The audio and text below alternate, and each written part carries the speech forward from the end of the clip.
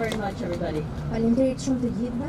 It's a beautiful morning to be here, and I'd Është një like mëngjes i to bukur që jam këtu dhe do të doja give special thanks to Ms. Godole, Mr. Hoxha, Mr. Adami, all of you for being here today.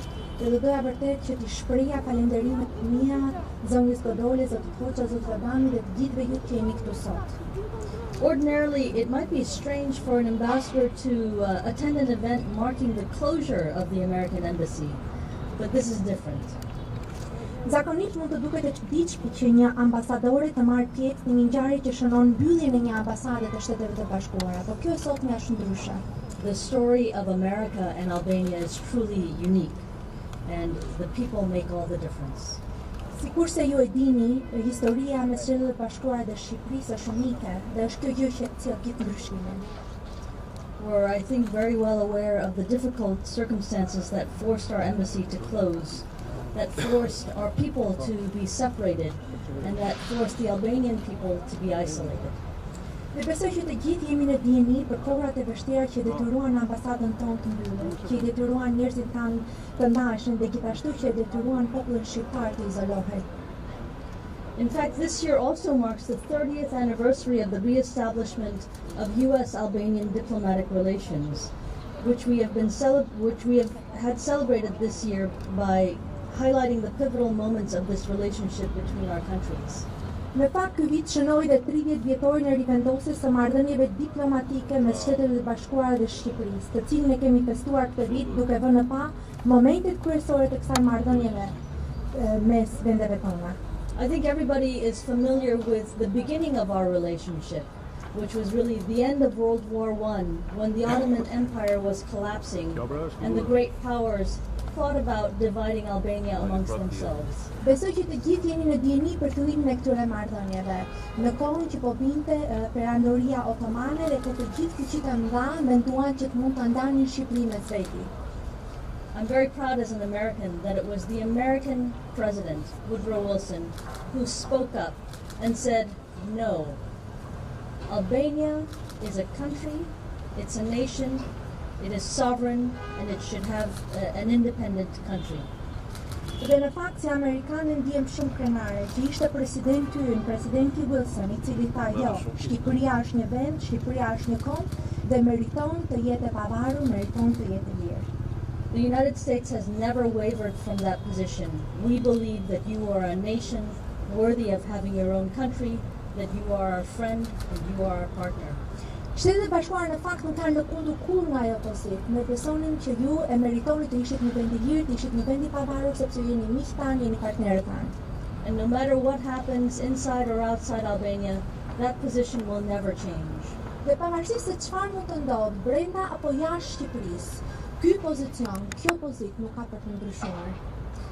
After the end of World War II in 1945, an American observer mission had been sent to Tirana to explore the possibility of resuming diplomatic relations that were disrupted by World War II.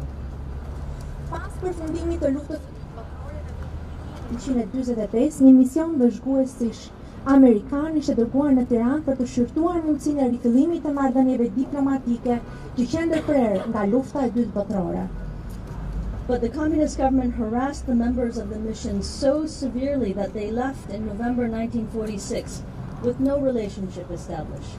Por qeveria komuniste I sulmoi antarët e misionit aqashpër, saqë ata u larguan në nëntor të vitit 1946 duke mos rivendosur asnjë lidhje.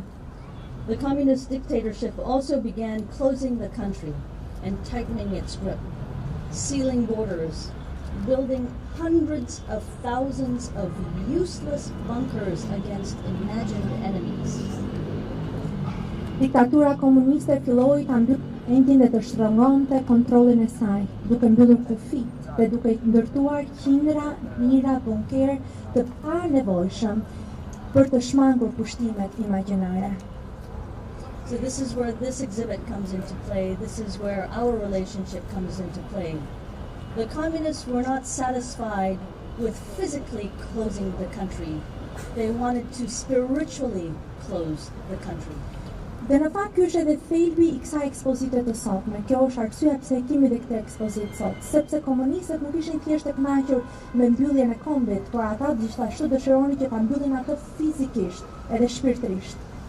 They hunted the people who had worked for the American embassy, who had worked for international organizations, condemned those who knew anything about the outside world and spoke up, persecuted people, put them into concentration camps. I see a lot of young people today. You may not know about this. Learn about it. It's really important. Last month I also went to Spatch prison. And if you haven't been there and you go there, it's unbelievable. But it's part of history and it's really important for you to know about it. Dhe në fakt ajo që ndodhi ishte që me qindra persona filluan të persekutoheshin. Kjo ndodhi me persona të cilët kishin pasur marrëdhënie me misionin e Shtetet Bashkuara, me organizata ndërkombëtare, me persona të cilët kishin parë se çfarë ishte bota e jashtme. Kështu që ata nisën të përsekutojnë njerëzit, duke I dërguar ata në kampe përqendrimit. Dhe jam vërtet e kënaqur të shkojnë që të mësojnë se çfarë janë kampet e përqendrimit. Nëse nuk e keni idenë se çfarë janë, përpiquni të edukoheni për to. Vetëm muajin e kaluar pata në burgun e Spaqit dhe të shihja se çfarë ishte një kamp përqendrimi.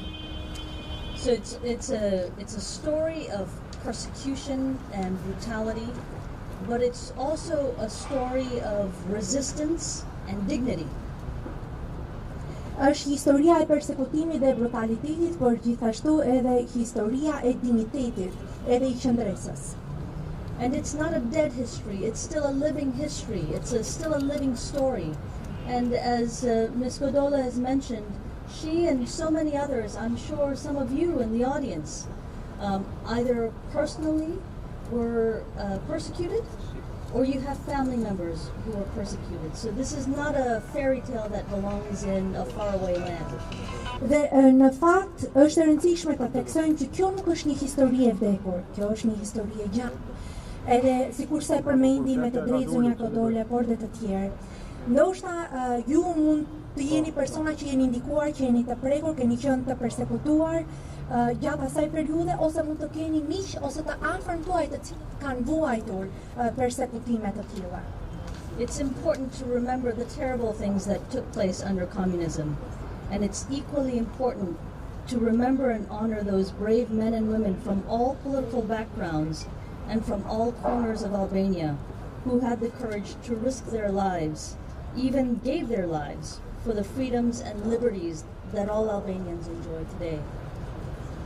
Dhe prandaj është e rëndësishme që të kujtojmë gjithë këta njerëz, është e rëndësishme që të kujtojmë gjithë merret që këta persona kanë kaluar. Është e rëndësishme që të kujtojmë ato burra dhe gra, burra trima dhe gra trime nga të gjitha formacionet politike, nga të gjitha anët e Shqipërisë, që patën guximin të rrezikonin jetën, madje ta jepnin ata për liri dhe të drejtat që sot gëzojnë gjithë. So the freedom that we have today, the democracy that we have today, may not be complete, may not be perfect. But what we have today was bought with the blood and tears and heart of so many who gave their lives before us, so many of your ancestors. Dhe në fakt, liria dhe demokracia që mund të kemi sot mund të mos jetë plot, mund të mos jetë përsosur. Po është rëndësishme të kuptojmë që ajo është blerë përmes gjakut, përmes fundit, përmes djersës, të gjitha atyre personave që luftuan dhe punuan të paraardhësve tuaj. It's a precious thing and all of us must defend it. Ajo është një gjë e çmuar dhe të gjithë ne duhet ta mbrojmë atë. So I'm very pleased to be here and I'm looking forward to viewing the exhibition today. Thank you very much. Jam vërtet e kënaqur që ndodhem këtu dhe pres me kënaqësi që të mund të shikoj ekspozitën e sotme. Ju falenderoj shumë.